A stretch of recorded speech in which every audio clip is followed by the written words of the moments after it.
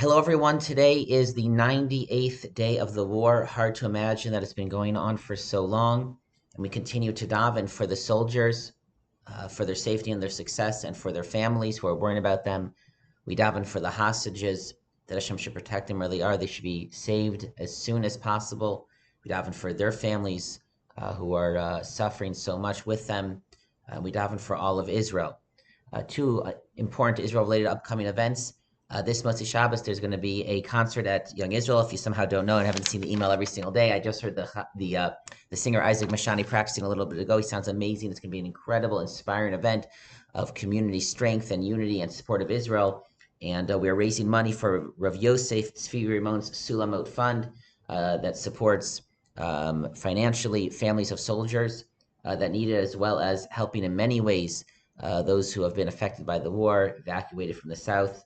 And they do incredible work, and so there are many reasons to come Motzei Shabbos. In addition, Sunday will be the 100th day. The hostages are being held in captivity, and there's a special event starting at 11:15 a.m. at Harvard Chabad, a 1-mile walk. We hope there'll be at least 100 people for the 100 days. We hope there'll be many more than 100 people, and that also certainly an important event to consider participating in. Our Erev Shabbos video Dvar Torah this week is sponsored by Jackie Brenner in memory of her father. William Brenner, Velvel Ben Yaakov Zichrono Levrachos Yortzeit, was observed on Rosh Chodesh Shvat, January 11th. His neshama should have an aliyah, and thank you very much, Jackie. In addition, the Erev Shabbos videos of our Torah is sponsored by Seth Berman and Yaakov Herring in memory of Seth's grandfather, Abraham Siegel, Avram Ben Nassan, Zichrono Levracha.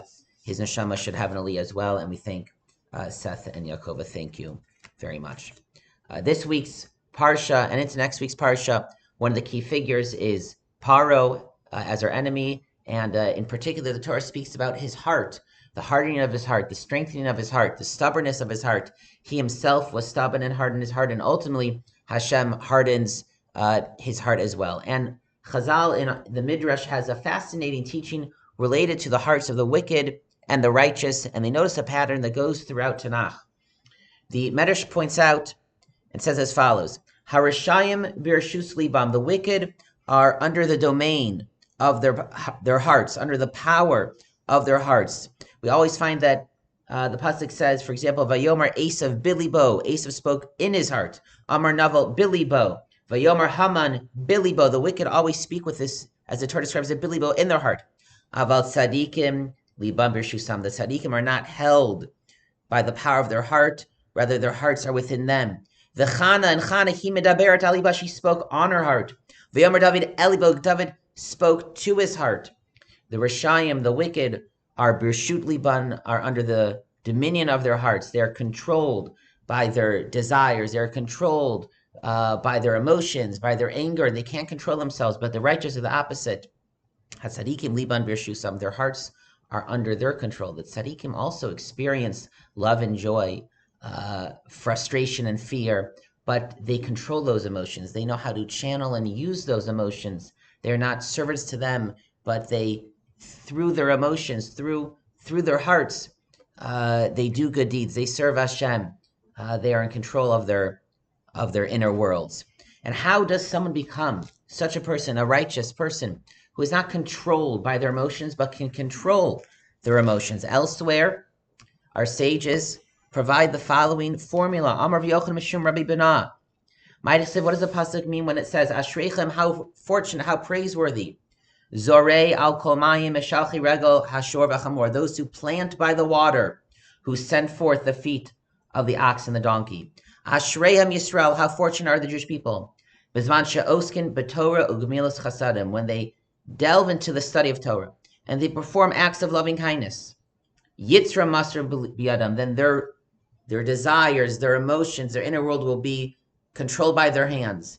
And they are not controlled by their emotions, by their desires, by their urges or their thoughts.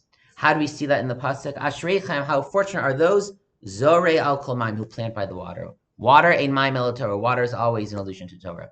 And those who plant, ein zriel tzedakah, planting refers to charity, as another pasuk says, zira lechem tzedakah, plant through gifts of charity. Someone who plants through gifts of charity, acts of gmilas chasadim, of loving kindness, who's osik b'Torah, who delves into the words of the Torah, who studies with great concentration and effort, they'll be the ones who they send forth. They control the ox and the donkey, the animal instincts, the desires, our urges, our thoughts, and our emotions. There are two ways to gain self-mastery, according to this teaching. There is the study of the Torah. When you study Torah intently, you're training yourself to think, what am I obligated to do? What is my duty? You are giving yourself over to another authority, a way of thinking and defining and seeing the world. You are learning, therefore, to control yourself.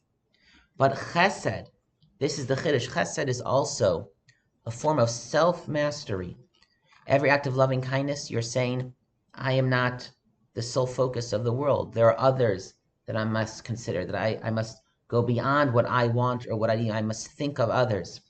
Every time we do an act of chesed, we're not just helping someone else, but it is another exercise, again, in self-mastery, and not being a slave to our hearts, but to use our emotions, our sensitivity, our love, to do good, Paro had a hard heart. We don't want to have a hard heart.